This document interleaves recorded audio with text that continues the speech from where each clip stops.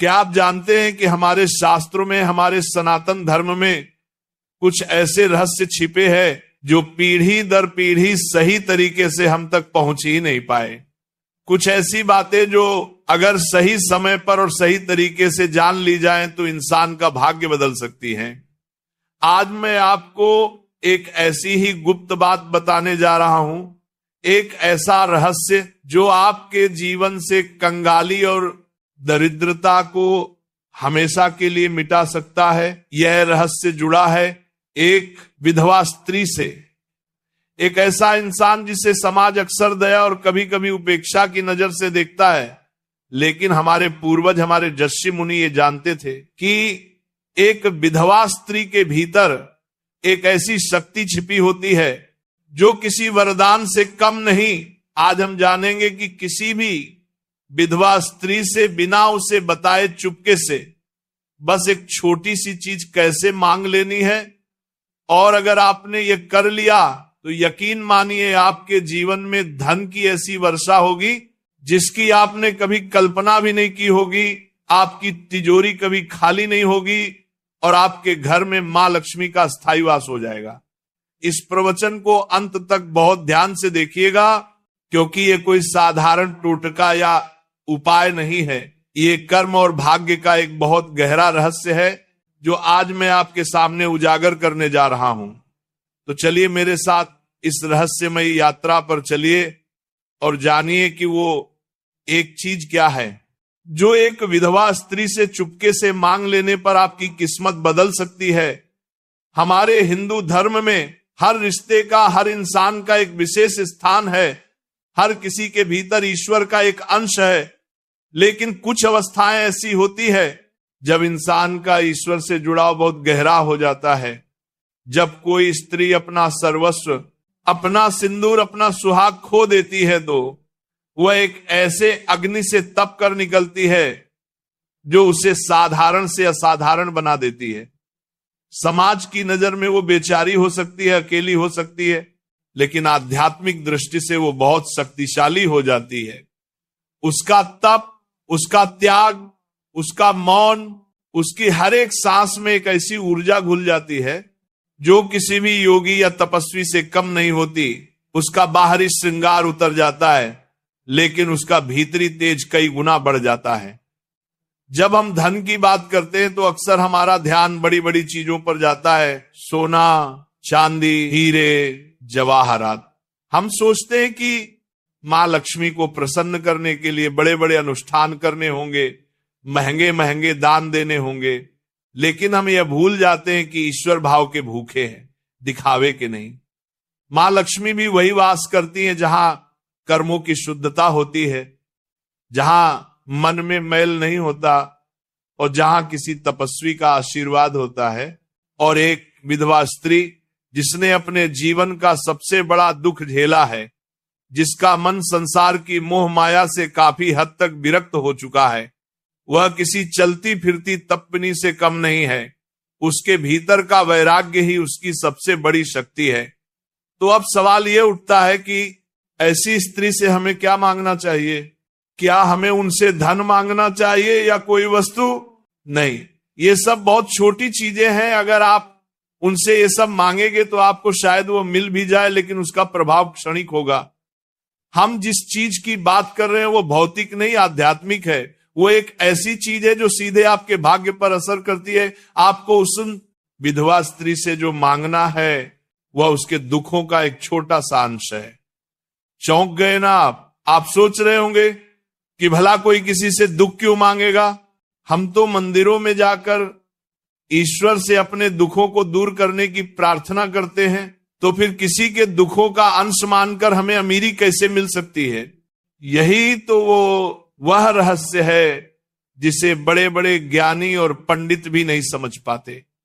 यही कर्म का वह सूक्ष्म सिद्धांत है जो आज मैं आपके सामने खोलने जा रहा हूं। इसे समझने के लिए पहले हमें दुख और सुख के चक्र को समझना होगा। हर इंसान अपने प्रारब्ध, अपने पिछले जन्मों के कर्मों का फल इस जीवन में भोगता है। गरीबी, बीमारी, अपमान, ये सब हमारे ही किसी बुरे कर्म का नतीजा होते हैं जब कोई स्त्री अपने पति को खोती है तो ये उसके जीवन की सबसे बड़ी परीक्षाओं में से एक होती है।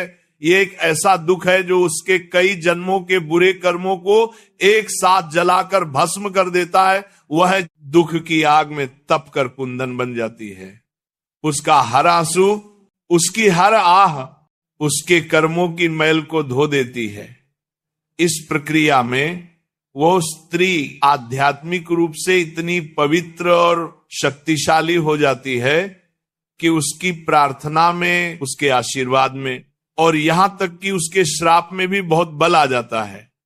इसीलिए कहा जाता है कि किसी विधवा को कभी सताना नहीं चाहिए। उसका दिल दुखाने का मतलब है सीधे सीधे अपने दुर्भाग्य को निमंत्रण देना। अब आते हैं उस रहस्य पर कि उसका दुख मांगने से आपका भाग्य कैसे चमकेगा। जब आप सच्चे मन से पूरी करुणा और निस्वार्थ भाव से किसी विधवा स्त्री के पास जाकर मन ही मन ये प्रार्थना करते हैं कि हे मां, आप जिस पीड़ा से गुजर रही हैं उसका एक छोटा सा कण मुझे दे दीजिए ताकि आपका बोझ कुछ हल्का हो जाए, तो आप वास्तव में दुख नहीं मांग रहे होते। आप ब्रह्मांड को एक बहुत शक्तिशाली संदेश भेज रहे होते हैं। आप ये दिखा रहे होते हैं कि आपके मन में इतनी करुणा है, इतनी मानवता है कि आप किसी दूसरे के दुख को कम करने के लिए खुद कष्ट उठाने को तैयार हैं। ये स्वार्थ से परमार्थ की ओर एक बहुत बड़ी छलांग है। और जिस क्षण आपके मन में ये भाव आता है उसी क्षण आपके भाग्य के बंद दरवाजे खुलने लगते हैं। क्यों? क्योंकि गरीबी और कंगाली केवल धन की कमी का नाम नहीं है। गरीबी एक मानसिक अवस्था है, एक आध्यात्मिक बाधा है। यह हमारे अंदर की स्वार्थ, लोभ और संकीर्णता का बाहरी रूप है। जब हम केवल अपने लिए मांगते हैं, अपनी सुख सुविधाओं के लिए प्रार्थना करते हैं, तो हम उस संकीर्णता के दायरे में ही बंधे रहते हैं। लेकिन जब आप किसी दूसरे के दुख में हिस्सेदार बनने का साहस दिखाते हैं तो आप अपनी चेतना का विस्तार करते हैं। आप उस छोटे से मैं से बाहर निकलकर हम की भावना से जुड़ते हैं। और यही वो भावना है जो मां लक्ष्मी को सबसे अधिक प्रिय है। मां लक्ष्मी केवल धन की देवी नहीं है, वह समृद्धि की देवी है। और समृद्धि का अर्थ है विस्तार, फैलाव। जब आपकी चेतना का विस्तार होता है तो आपके जीवन में समृद्धि का भी विस्तार होता है। अब समझिए कर्म का गणित। जब आप किसी के दुख का एक अंश मांगते हैं तो आप असल में उसके कर्मों के बोझ का एक अंश अपने ऊपर लेने की पेशकश कर रहे होते हैं। ये एक बहुत बड़ा पुण्य कार्य है जो बड़े बड़े यज्ञों और दानों से भी बढ़कर है, क्योंकि यज्ञ और दान में कहीं ना कहीं नाम की, यश की इच्छा छिपी हो सकती है। लेकिन किसी के दुख को चुपके से मांगने में कोई दिखावा नहीं है, कोई स्वार्थ नहीं है। ये आत्मा का परमात्मा से सीधा सौदा है। जब आप ये करते हैं तो उस स्त्री के जो कर्म दुख के रूप में कट रहे थे उसमें से एक अंश आप ले लेते हैं। ब्रह्मांड का नियम है, ऊर्जा कभी नष्ट नहीं होती, केवल अपना रूप बदलती है। जब आप वह कर्मिक ऊर्जा अपने ऊपर लेते हैं तो वह आपके पास आकर दुख नहीं बनती। क्यों? क्योंकि आपने उसे स्वेच्छा से, करुणा के भाव से स्वीकार किया है। आपका वह महान भाव, वो करुणा उस नकारात्मक ऊर्जा को सकारात्मक ऊर्जा में बदल देती है। वह कर्म का क्षण पुण्य के खाते में जमा हो जाता है। आपके इस एक अमल से, इस एक भाव से आपके कई जन्मों के पाप कट जाते हैं।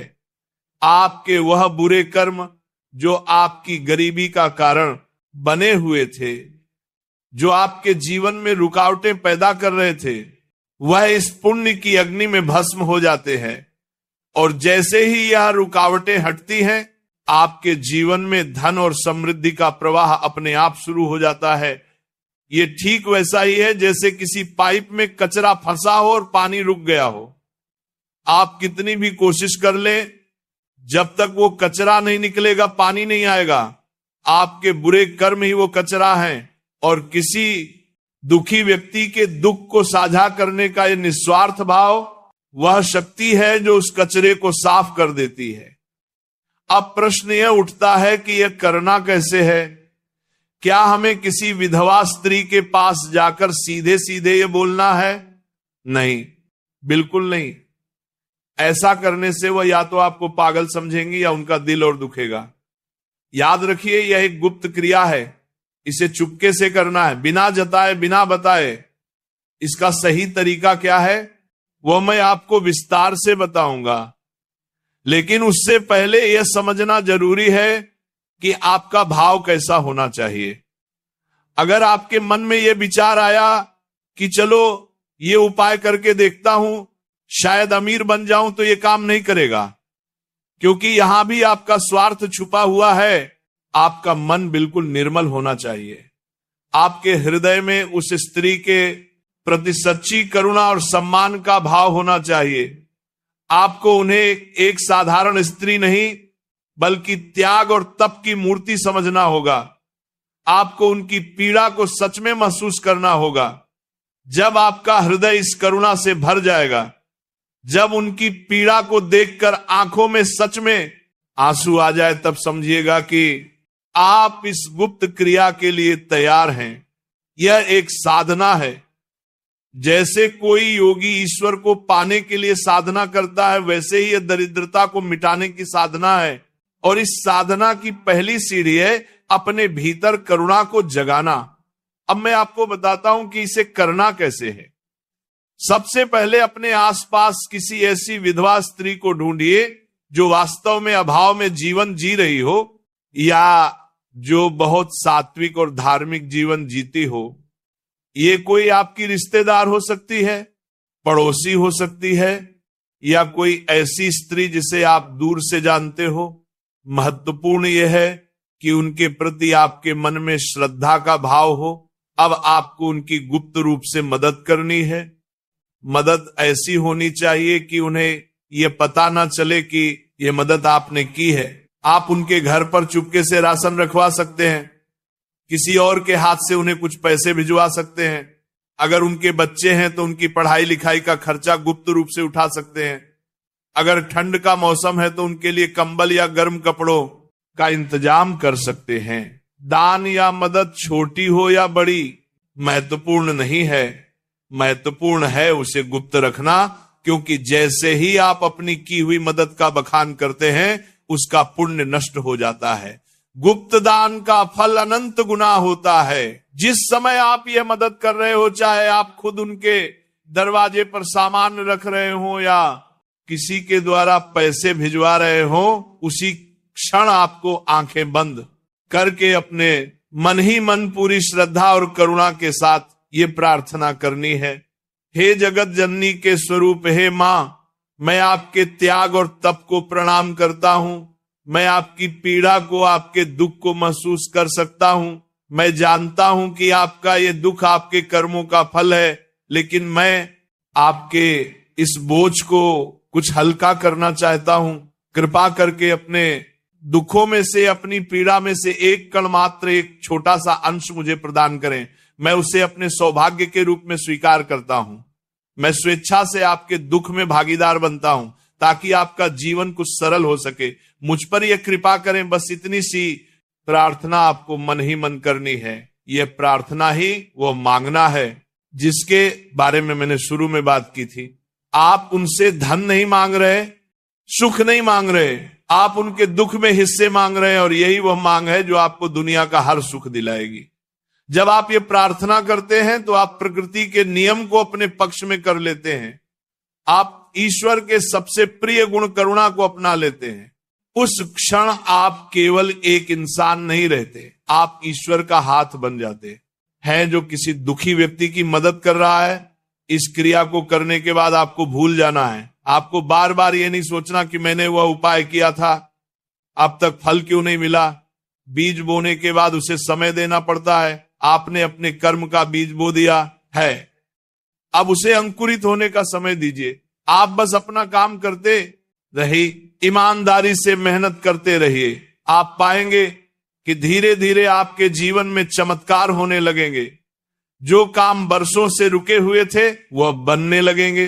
धन आने के नए नए रास्ते खुलने लगेंगे। अगर आप पर कोई कर्ज है तो वह उतरने लगेगा। घर में क्लेश रहता था तो शांति आने लगेगी। आपको खुद महसूस होगा कि कोई अदृश्य शक्ति आपकी मदद कर रही है। यह उस विधवा स्त्री का आशीर्वाद नहीं है जिसे शायद पता भी नहीं कि आपने क्या किया है। यह उस पुण्य का फल है जो आपने किसी के दुख को साझा करने की इच्छा करके कमाया है।